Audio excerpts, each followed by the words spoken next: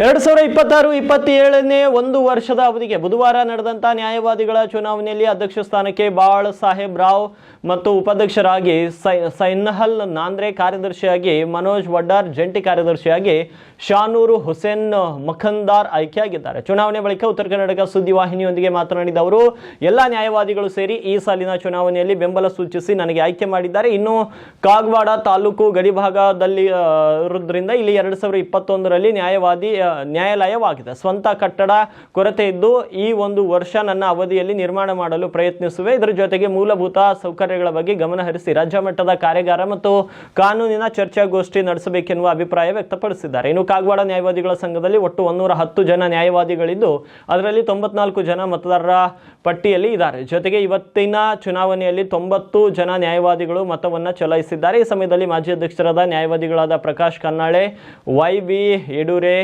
SB Kamble, Sudin ದೊಂಡಾರೆ, Santosh Nimbalkar, AS ಮುಕ್ತಾರೆ ಮತ್ತು Amol ಕಮತೆ, MK Kumbar ಸೇರಿದಂತೆ ಅನೇಕರು ಉಪಸ್ಥಿತರಿದ್ದರು.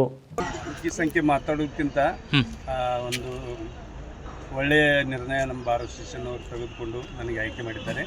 ಅವರು ಆಯ್ಕೆ ಮಾಡಿರುವಂಥ ಏನು ನಿರ್ಣಯ ಇದೆ ಅದಕ್ಕೆ ನಾನು ಚಿರಋಣಿಯಾಗಿ ಅವರು ಆಯ್ಕೆ ಮಾಡಿದ್ದಕ್ಕೆ ನಾನು ಈ ಬಾರ್ ಅಸೋಸಿಯೇಷನ್ ಡೆವಲಪ್ಮೆಂಟ್ ಬಗ್ಗೆ ಅತಿ ಹೆಚ್ಚು ಗಮನ ಕೊಟ್ಟು ಅವರು ಸೇವೆ ಮಾಡಲಿಕ್ಕೆ ಒಂದು ಅವಕಾಶ ಮಾಡಿಕೊಟ್ಟಿದ್ದಾರೆ. ಅದನ್ನು ಉಳಿಸ್ಕೊಳ್ತೀನಿ ಅಂತ ಹೇಳ್ಬಿಡ್ತೀನಿ. ಓಕೆ, ಮುಂದಿನ ನಿಮ್ದೇನೋ ಗುರಿ, ನೀವು ಆಯ್ಕೆಯಾಗಿ ಬಂದ್ರಿ, ಎಲ್ಲ ವಕೀಲರಿಗೆ ಅಥವಾ ನಿಮ್ಮ ಸಹೋದ್ಯೋಗಿಗಳಿಗೆ ಏನಾದರೂ ಪ್ಲ್ಯಾನಿಂಗ್ ಏನೋ ಅಭಿವೃದ್ಧಿ ಕಾರ್ಯಗಳ ಬಗ್ಗೆ ಏನಾದರೂ?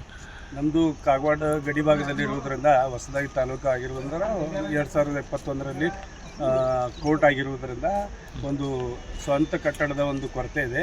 ಆ ಕಟ್ಟಡವನ್ನು ಅತಿ ಬೇಗನೆ ಪ್ರಾರಂಭ ಮಾಡಲಿಕ್ಕೆ ನಾನು ಎಲ್ಲ ಪ್ರಯತ್ನವನ್ನು ಇದು ಸಂಬಂಧಪಟ್ಟ ಇಲಾಖೆಯ ಜೊತೆ ಕೂಡಿಕೊಂಡು ಮಾಡಲಿಕ್ಕೆ ಪ್ರಯತ್ನ ಮಾಡ್ತೀನಿ.